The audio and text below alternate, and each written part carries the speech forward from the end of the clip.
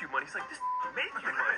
I think the reason that my content has done disproportionately well is because I speak at a 5th grade level when it comes to business. The easiest way to make $1 million is buy something that's $10 million, buy it for 8, and you sell it to somebody else for 10. The easiest way to make $1 trillion is to find something that's worth 100 trillion. If you do nothing at all, you'll get criticized. If you do anything at all, you'll get criticized. How do you know my works? It's like, well, the book about monetization made $100 million in a weekend. This guy's on. Which is kind of dark, but I really like it. It's like, what's the meaning of life? And it's like the reason you don't kill yourself is the meaning of your life. And I thought that was like actually really profound. It's like, so what, like someone's like, I don't know what the meaning of my life is. And you're just like, well, why don't you kill yourself? It sounds dark, but it's super aggressive, but it like cuts to the absolute point of like, okay, why? Well, I mean, my mom, my family, it's like, great. That's the meaning of your life. Wow. And the thing is that can change. That actually was really substantial. Like, what's the first thing that pops in your mind when you ask somebody that question? That's actually incredible. And I think people just haven't recognized it. I think being okay with like, maybe the meaning of my life is this thing.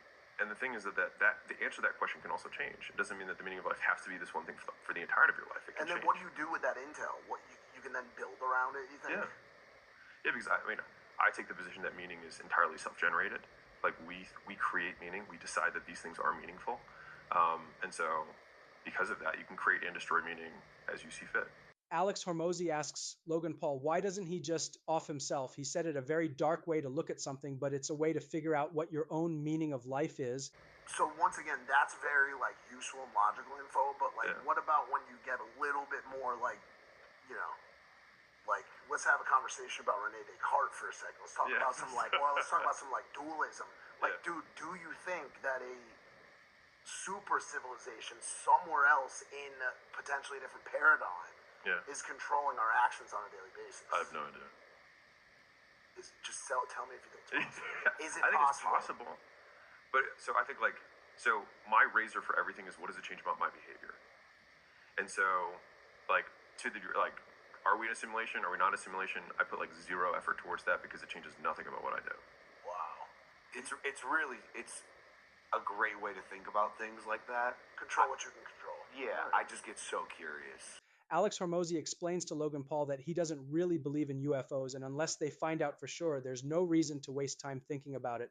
Logan Paul says he believes in UFOs and wants to know more. I believe in UPFOs because I saw one many years ago when I was driving back from a sales promotion in Florida. Yeah. Like, I want to know what the UAPs are, dude. Come on. What's a UAP? Unidentified aerial phenomenon. Oh, phenomenon. Maybe Okay. even a USP. Or unidentified anomalous phenomena now, because they're underwater too, bro. They're And those underwater. are called USPs. USO, USOs. unidentified submerged Submerged I have objects. zero curiosity.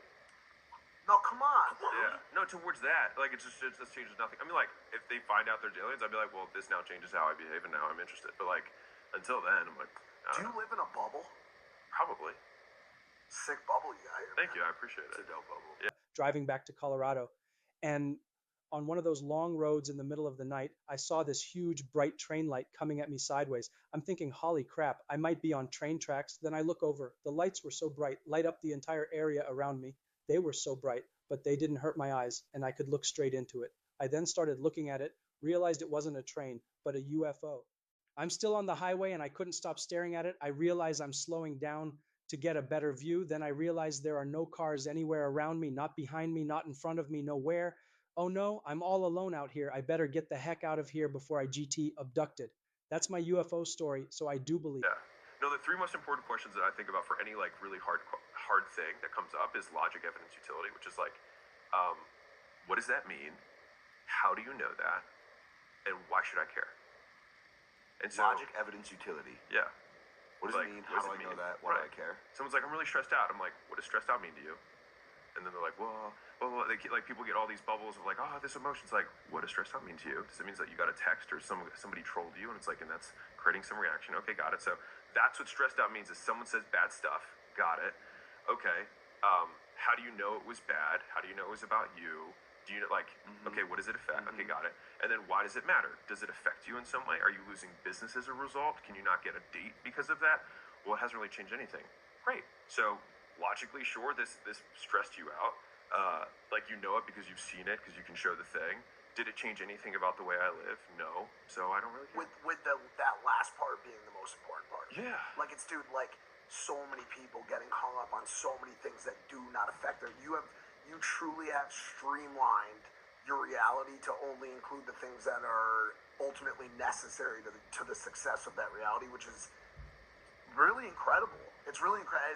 And for someone who lives, by the way, on the exact opposite fucking brother, on the exact dude, I know every single thing that every single person who has ever lived in the history of this world is doing right now. I know where they're gonna be tonight. I know what party is at every casino tonight. I know every piece of useless bullshit that could ever exist except for like my purpose, like, or anything. Do you know what I'm saying? And like even that, like, do you know what I'm saying? Me and you are like kind of polar opposites in a lot of ways. But I'm inspired today. I really am. I really am inspired. What are you inspired to do? To streamline, certainly, and even just some of the tactics, because I can still be that. And by the way, I should say this. All jokes aside, I do love that for myself in a lot of ways. I've created a very adaptable, versatile human that, you know, does a lot of room work and can do a lot of things, but I do need... Alex Hormozi and Logan Paul have a really detailed and long interview that I'll post more clips of the good stuff since a lot of it was just fluff.